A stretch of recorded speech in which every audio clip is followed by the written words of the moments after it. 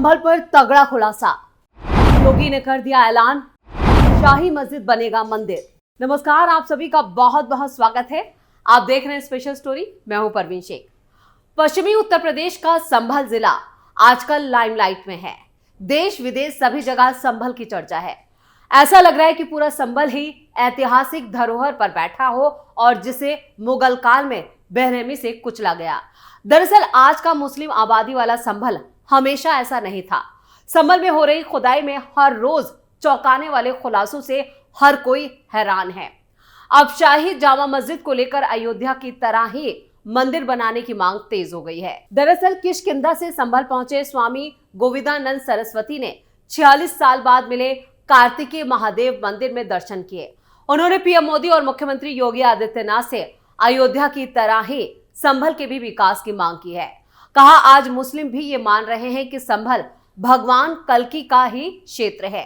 भगवान हनुमान की जन्मस्थली कर्नाटक के किष्किंधा से हनुमान रथ यात्रा लेकर संभल पहुंचे स्वामी गोविंदानंद सरस्वती महाराज 46 साल बाद खुले कार्तिकेय महादेव मंदिर के दर्शन करने के लिए मंगलवार देर शाम पहुंचे थे। यहां उन्होंने भगवान भोलेनाथ और हनुमान जी की पूजा आरती कर जयकारे लगाए। इस दौरान उन्होंने कहा कि वो यहां आकर बहुत खुश हैं। सनातन धर्म में 10वें अवतार के तौर पर भगवान श्री कल्की का यहाँ अवतार हुआ है और ये बड़े ही गौरव की बात है। हमारे पुराणों में लिखा गया है कि भगवान कल्की धर्म की रक्षा के लिए संभल में जन्म लेंगे। संभल में तमाम तीर्थस्थल और कूपों के जीर्णोद्धार को लेकर कहा है कि सभी कार्य भगवान की प्रेरणा से हो रहे हैं।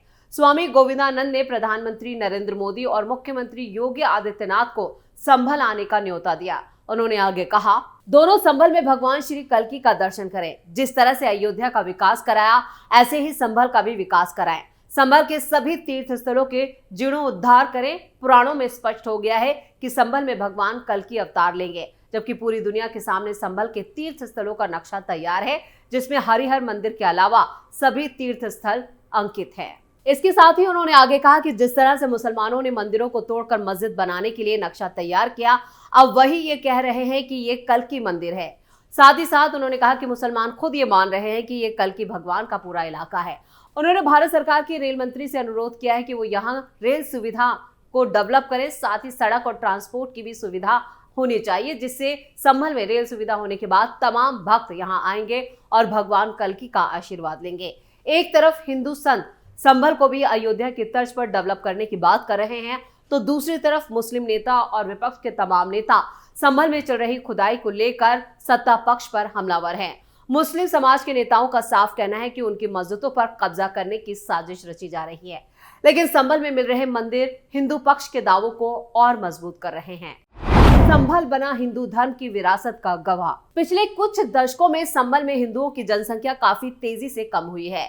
इसके पीछे की मुख्य वजह संभल में दंगों का इतिहास रहा है, जिसमें सैकड़ों हिंदुओं को वक्त वक्त पर जान से हाथ धोना पड़ चुका है, लेकिन सरकार ने इसकी सुध नहीं ली, जिसका नतीजा यहां से बड़ी संख्या में डरे सहमे हिंदुओं ने पलायन कर दिया।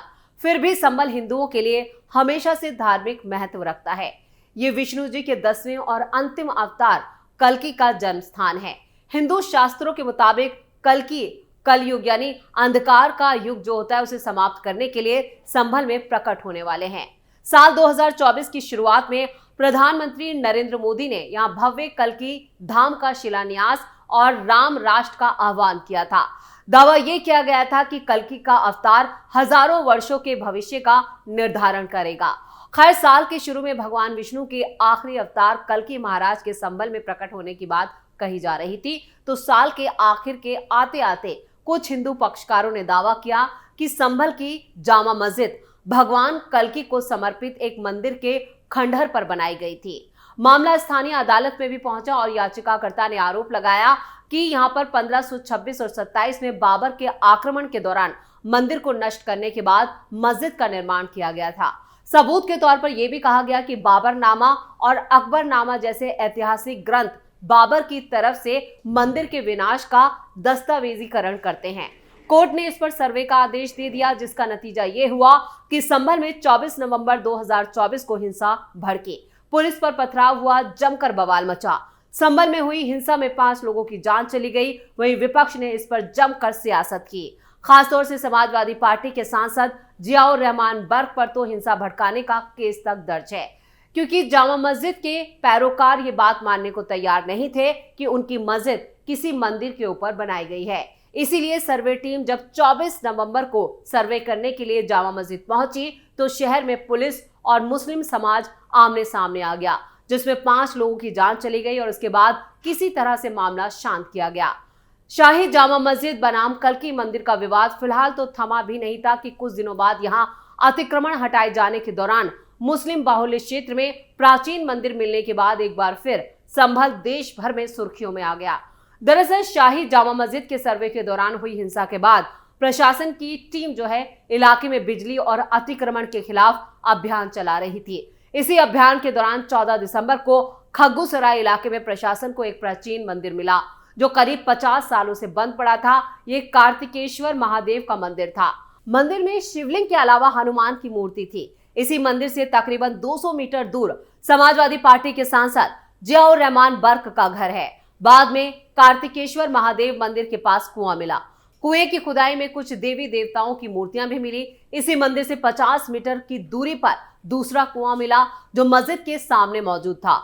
और इसके बाद 17 दिसंबर को संभल के सराय तरीन इलाके में राधा कृष्ण मंदिर मिला। मंदिर के प्रांगण में ही कुआं निकला।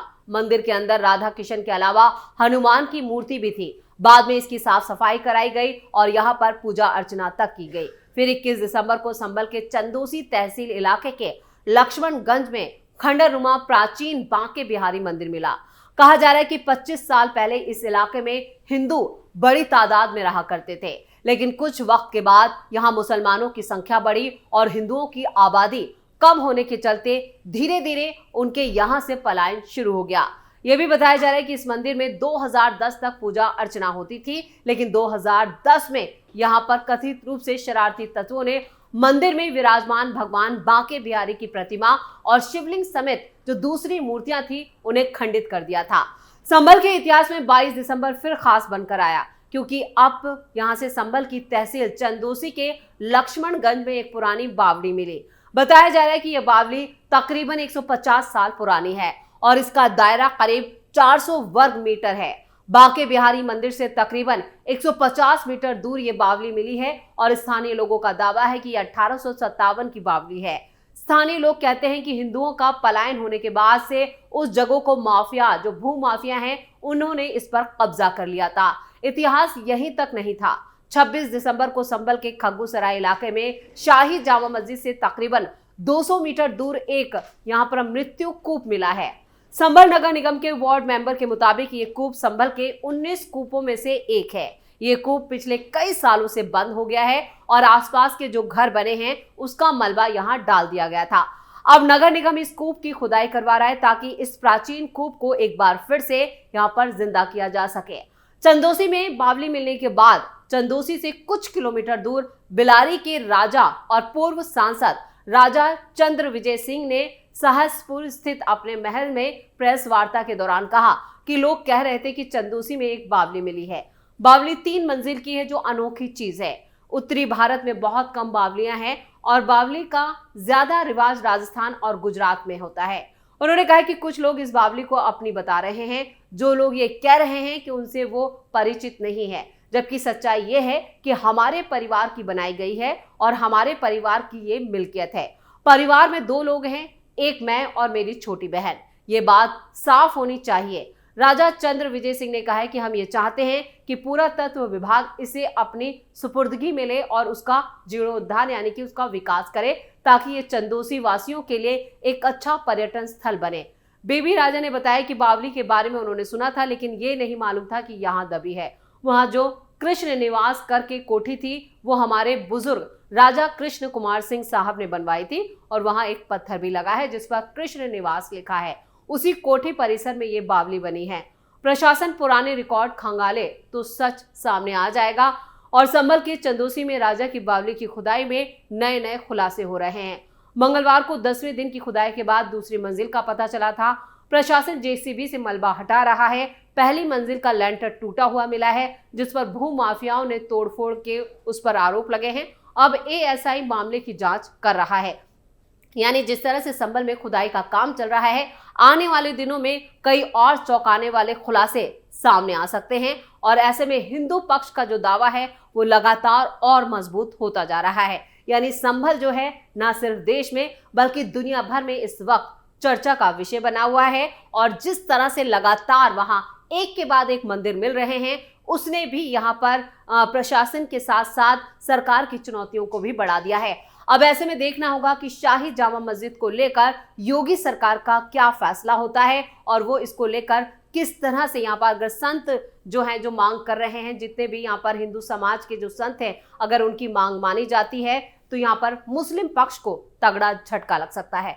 तो स्पेशल स्टोरी में इतना ही। वीडियो कैसा लगा कमेंट करके अपनी राय जरूर दें, वीडियो को लाइक करें, शेयर करें और कैपिटल टीवी को सब्सक्राइब जरूर करें। धन्यवाद।